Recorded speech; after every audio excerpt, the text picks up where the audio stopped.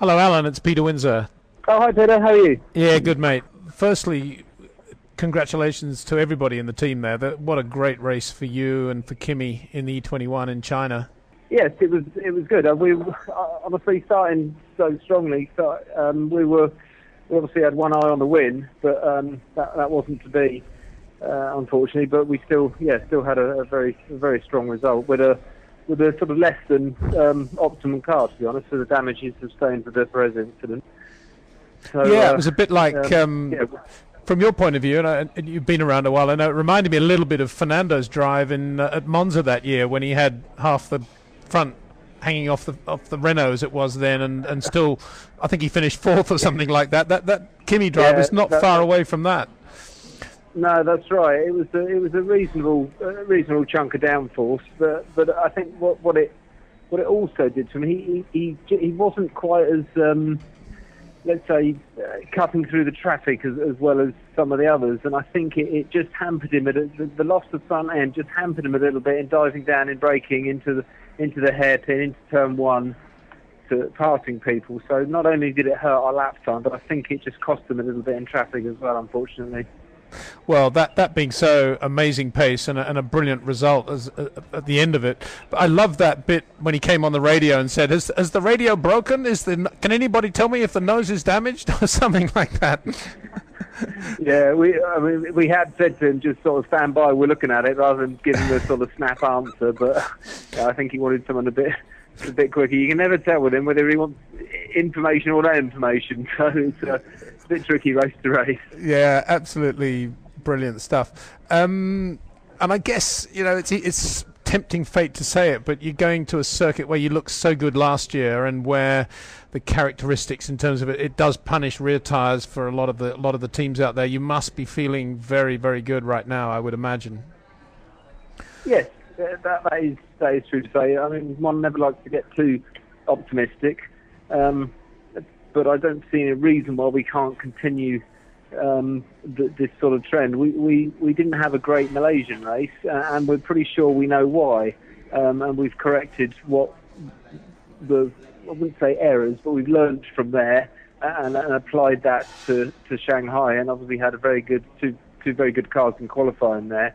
And I don't think any circuit particularly scares us. I think we should be good anywhere, but here particularly with the race pace of last year and the tyre wear and degradation, it does. The E21 looks to be continuing in that sort of that strong form in that area. So I think we're very optimistic for a good race here. Yes. Yeah. Well, Alan, you used the qualifying word there, and that, to me, Malaysia aside, and I know we've only had 2 other races since then, but that is what is so different this year. It looks like Kimi can really get a quick qualifying lap out of this car, or the combination somehow is just doing a better job than last year. And once you've got that really strong grid position, then the weekend is a different sort of weekend for you. Yeah, absolutely. There's no doubt that he's more comfortable in this car, qualifying-wise. It's definitely. We can set it up to for him to say that's pretty much where I want it to be. On for example, Saturday morning last week in Shanghai, he did one run on the primes, and he said, "Look, there's not really any point doing a second run. The car's there. Don't worry about it." And I think we went out and just did some starts, or did a front wing tweak or something like that, and stayed on the tyres. But it's. From the very first run on Saturday, we played around with it on Friday, did some overnight changes that we were pretty confident of, and straight away Saturday it was there, and I think that showed through qualifying where he just got quicker and quicker as the session went on. It almost makes the hairs on my arms stand up when you say something like that. When a really good racing driver says, "Yeah, the car's there, don't worry about it, let's put it away, we'll do a few other bits and bobs, it'll be fine in qualifying." It's just a wonderful moment. I can remember Nigel Mansell saying that a few times in the Williams days, and I'm sure other great drivers have get into that zone. But from your point of view as an engineer, that must be a wonderful moment when you hear that. Yes, it is good. It's very good. He obviously knows exactly what he wants, and we've been able to deliver that, certainly. I think Melbourne was similar. Just the wet qualifying isn't our strong point, or the wet running isn't our strong point, and it's an area we need to look into and improve. And I think Sepang and Melbourne hurt us a little bit there with the little bits of rain we had at both of those. But obviously last week was dry here. I'm sure it's going to be dry, and we'll get on top of it before too long, that's for sure. Alan, under the heading of your Kimi looks to be very good in terms of management of rear tyres, and this is a circuit which historically is quite tough on rear tyres. Would I be going a little bit too far in saying that it would be kind of nice from your point of view if the Pirelli compounds are a bit softer? In other words, everybody else was in a bit more trouble than potentially they may well be? Honestly, I think if they originally planned to bring the hard and the soft here, and then they've gone away from the soft to bring the hard and the medium.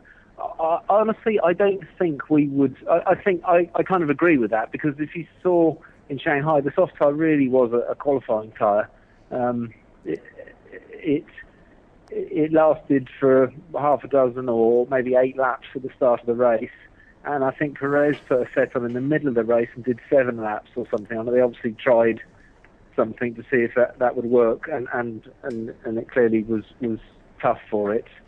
So I think here, which is arguably harder on tyres, it would be a tricky tyre to manage. I don't think it would change our lives, honestly, because I don't think you'd really use it in the race. You'd Right. likely to start with it and then get off it as quick as you can onto the prime tyre. Yeah. So I have to say I think we're happy with the selection. I think there'll still be reasonable degradation. Certainly on the soft, on the medium, on the option tyre, but even on the hard tyre, there'll be. I still think you're going to be looking at 3 pit stops here from our initial figures. Obviously, early days of that running and that, but the work we've done back, looking at last year, looking at what the tyres have done this year in previous races and in testing, it looks that way to us. So I think we'll still have if we've got a good advantage on rear tyre wear and management and temperature control and stuff, then I think we'll still be, we're happy with that tyre choice. Good, Alan. One question, because I know you're a busy boy. One final question. I noticed in James Allison's preview, he's saying that you might be trying an internal suspension mod that is related to ride height control. Paraphrasing there a little bit. Under the heading of "If it ain't broke, don't fix it," I presume that's a sort of a Friday thing. You'll see how it goes, or is that a potential race setup? Yes, it's true. We have got some new parts. It certainly will be a Friday thing. But as ever, if you stand still, you're going to get beaten, honestly. So we're continually trying to improve and things like that, and it may be too early to race any new bits. But certainly on the suspension side, aero side, we're a little bit more confident on, of course, and we're constantly adding and changing the aero setup of the car. But we'll see. I can't say one way or the other, honestly. But I think to say if it isn't broke, and if it ain't broke, don't fix it. I think in this day and age, as I say, you can't stand still or you'll be overtaken. So I think there's a balance to be had between the two, if you like. Yeah, well, maybe the answer is let's bring back active ride. Yes, that was good fun. Yeah. Alan, very best wishes to you and the team for the weekend, and thanks for spending the time to talk to us. We'll hope to chime in with you very soon again. Okay, no problem, Peter. Nice to talk to you. Thanks, mate. Cheers.